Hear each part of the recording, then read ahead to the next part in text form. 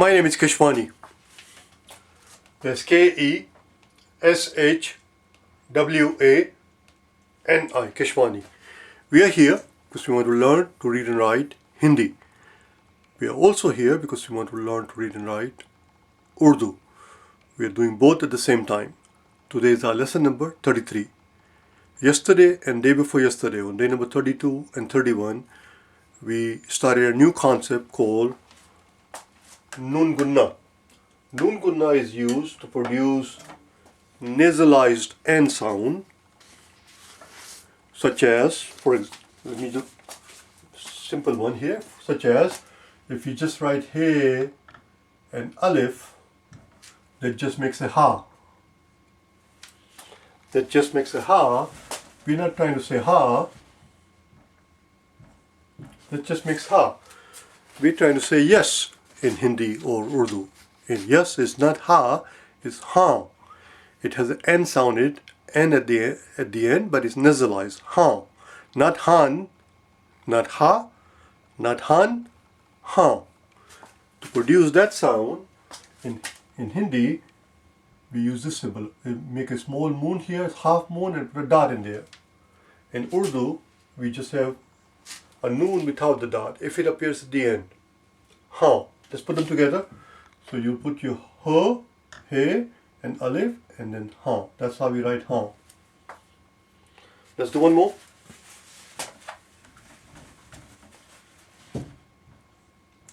Ha.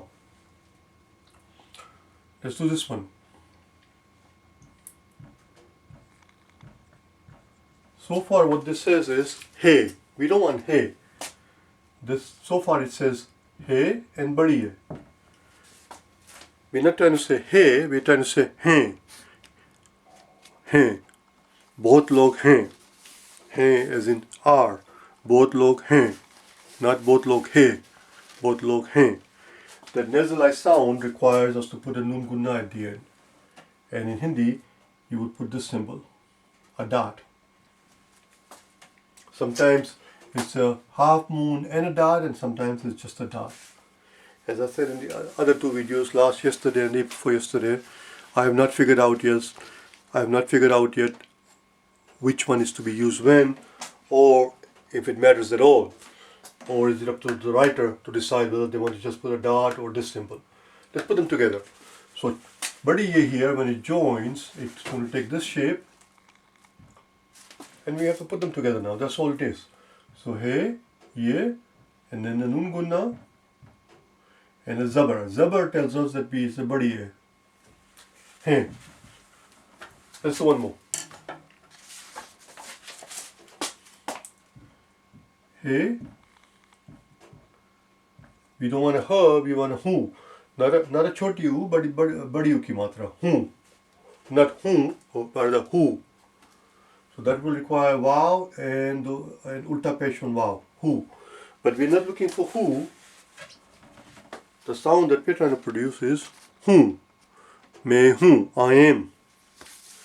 Main bhukha hu, I am hungry. So it requires a Noon-Gunna. And again we'll take our he, join it with a wow, put a ulta pesh, hu. So those were three examples of words where the Noon-Gunna appears at the very end. Where the Noon-Gunna appeared at the very end. And as you can see, when it appears at the very end, it's just a circle here, that's it. Many a times you will see words where this nasalized N is to be pronounced in the middle of the word. It appears in the middle. How do we tackle it? We learned that yesterday. We're going to do a few more examples today. Here's the first one.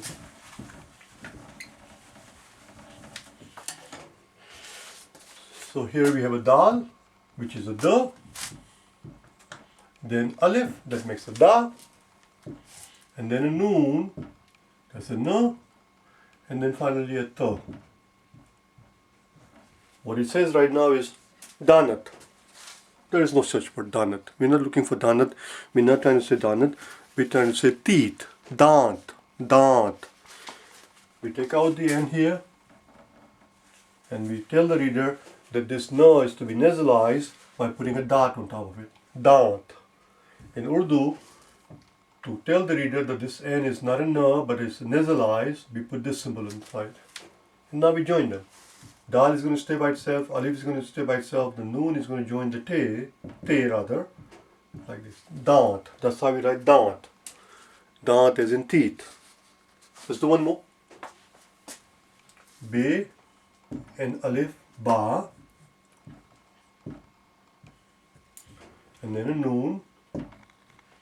And then a Sin.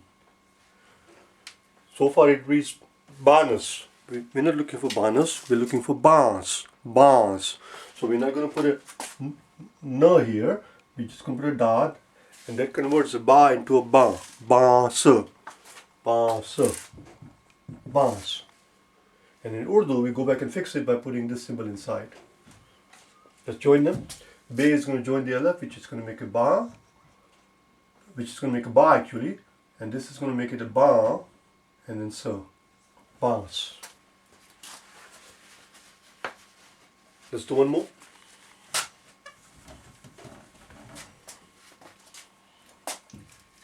Sin, Alif, Sa.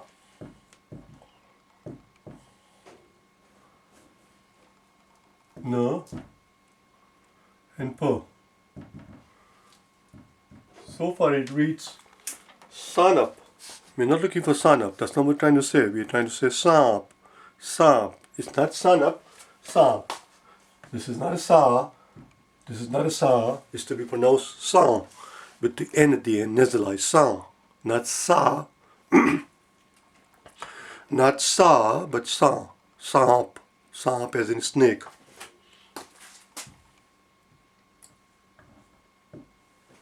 In Urdu, we'll just put a symbol on top of it. I forgot to bring in the bottle. Oh, there is a bottle of water here. Just give me 1 second, please.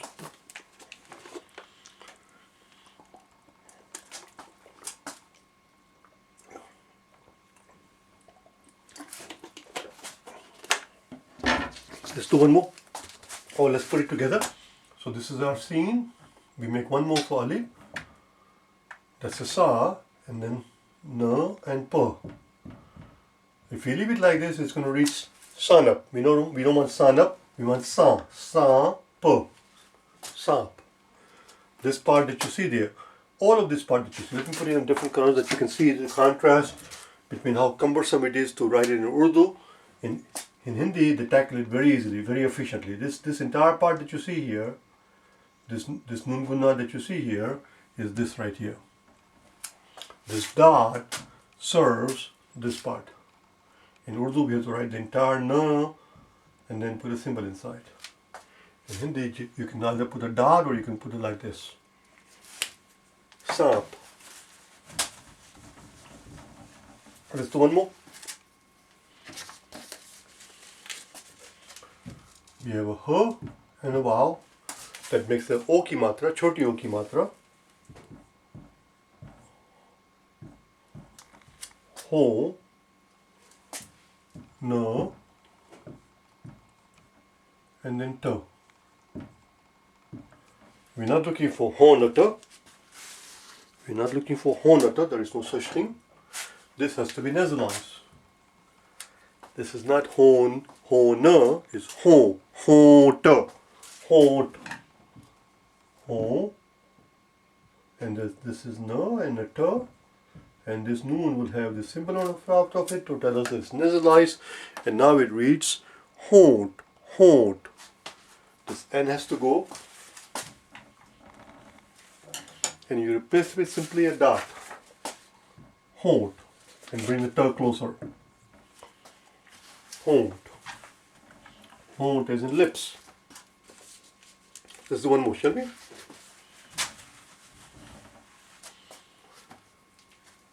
We have a Sin, that's a Sa, and then an Alif that makes a Sa,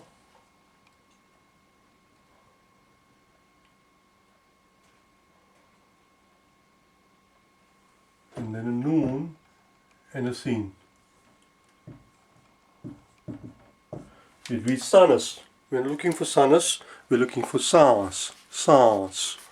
Again, the Noon, the N is nasalized, Sans. Not sanus, sans.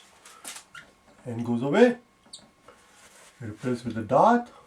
And in Urdu, we just put a symbol like this. Seen, and then alif, and then a noon, another seen, sans. Sans is to take a breath. Sans, breath. That's how we write sans.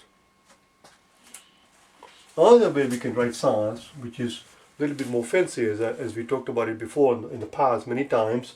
Sometimes people don't want to take time to make two loops, and then another one for the alif. Instead of doing two loops for the seen and another one for the alif, they just write like this. And the Urdu reader would be able to read this thing perfectly well, that that's a seen joined with alif, and that's another seen at the end, sitting at the end. And that reads sans. That's same as this, sans. And that is same as that. It's just more fancy.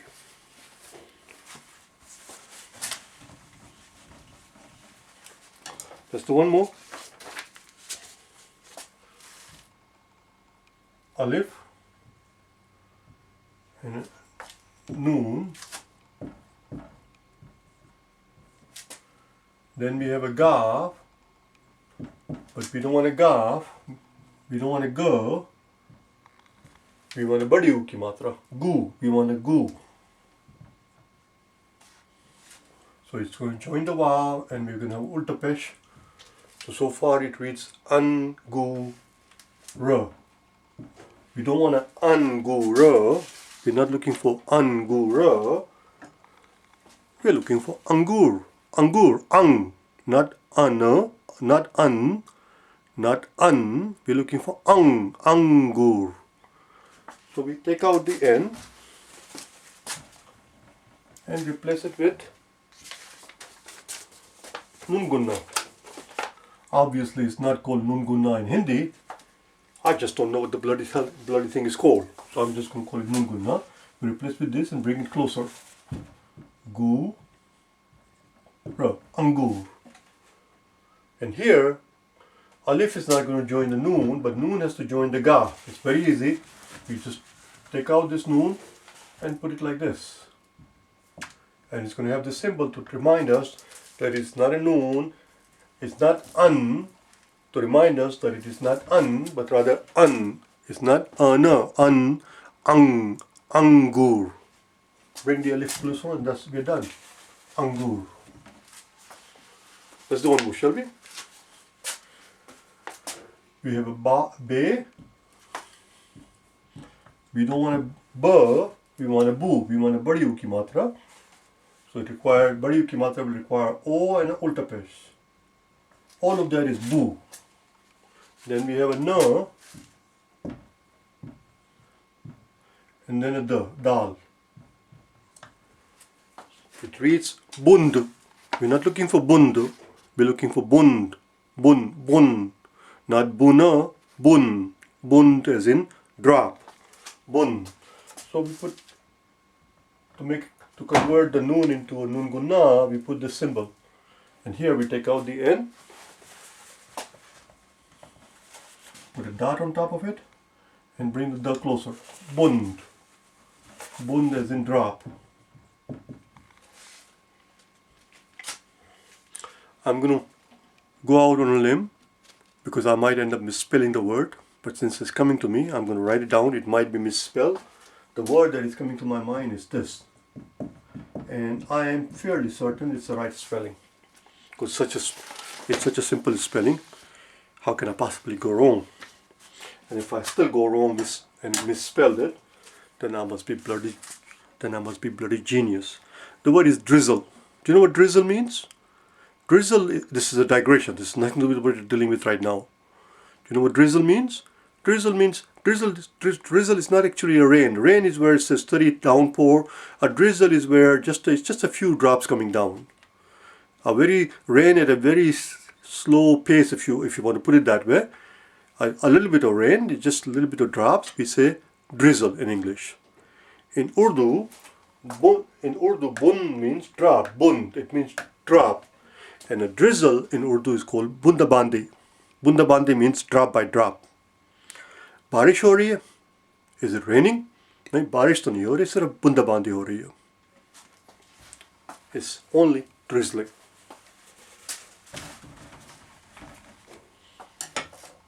Let's do one more. So here we have a gaaf, and to which we're going to join the badi a, which makes it a ki matra. Then we have a noon, and then the dal, the da. And by other, I don't mean other as in appearing here, but other as in we just used it. It reads genat. There is no such word as genat in Urdu, is there? Of course not. There is no such word in Hindi, genat. What we're looking for is gained. Gained as in ball. Gained. Gained. It has to be nasalized. This N has to go away. We have to put a dot here and bring the dull closer. And now it reads gained as in ball. When we know that when we write it together, when the ye appears in the middle, it takes this shape. And now we have to join them together. So there is our gaaf, ye, ge, na, da. But we're not trying to say ge, na, da. We're not trying to say ge, nut. We're not trying to say ge, nut. We're trying to say gained. This is Noon-Gunna. Gained. That's how we write gained. That's how we write ball. Do you understand? Let's do one last one. One very last one. A word that we have already covered yesterday, but since it appears on this list also, why the bloody hell not? Let's do it. One last word, okay? Here is cha. Except in Urdu, it's not called cha. The letters in Urdu have name. It is not called cha. It is called cha in Hindi, obviously. But letters in Urdu have names, just like letters in English have names, letters in French have names. But cha is a very poor example because they don't exist in English or French. Not as a letter. We're going into something else. The name of this letter is che. Che. Cha is the sound. Che is called che. Alif. Che alif cha. So we have cha. No. And then there you go. It reads chanat. We're not looking for chanat. There is no chanat. I just checked last night. I was looking at the sky looking for a chanat. I couldn't find a bloody thing. But I did manage to find chand. Chand. Not chanat. Chand. This N has to go away. It's not a chan. It's chan. Chand. Chand. Let's put them together, shall we? We know that when che is about to join something, it takes this shape. It's going to join with alif. The noon will get up and join the dal. It has to go higher. Cha, na, da. But it's not cha, na, da. It's chand. Chand. Let's call it a day. Let's call it a day. That's the end of this topic. We spent 3 days on this topic of Noon-Gunna.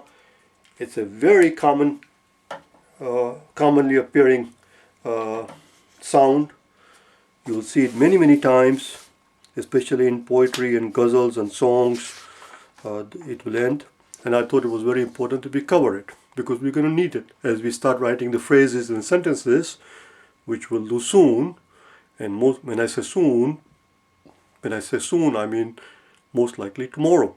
We have covered all the basic concepts that I wanted to cover in the first 33 days. When I set out, I thought I was going to cover everything in the first 20 days. It did not happen in 20 days. Then I thought maybe I'll manage to do it in 30 days. It did not happen in 30 days.